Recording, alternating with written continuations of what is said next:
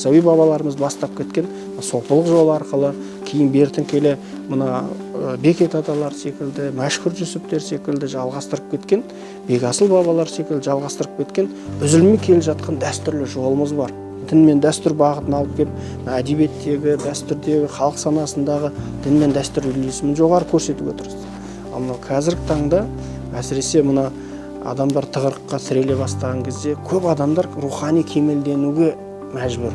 Муфтияттың өзінің жеке сайтынан бөлек, жаңа ашқан баспаны, телевидениеден алып қарасын. Бұның барлығы мына ақпараттық алаңдағы күресте жасалып жатқан өте үлкен көлемді жұмысты көрсетеді.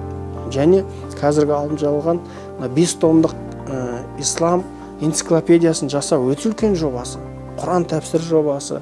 Сол секілді дін мен дәстүрдің жалғастығын одан ары қарай жалғатып кетіп, ихсан тәрбие мектебін күшейтуі де бұл біздің дәстүрлі мектебіміздің қолдауы. Неге десеңіз, шын мәнінде қазақ елінде ислам келгенмен өзіміздің жергілікті дәстүрімізге сай, рухани тәрбиемізге сай, аз мүмкіндікпен өте көп жұмыс істеуді талап етеміз имамдардан. Мысалы, біз мемлекеттен ақша бөлмейміз оларға. Айлығы жоқ имам, ел үлесі пәтерге деген қайырымдылық шарасын жасап жатыр екен. Осыған сіздің қосар үлесіңіз қалай деп айтасыз. Жеке-жеке кабинеттерге кіресіз. Діни басқарманың мына қайырымдылық бағытында істеп жатқан жұмыстар өте орасан көп.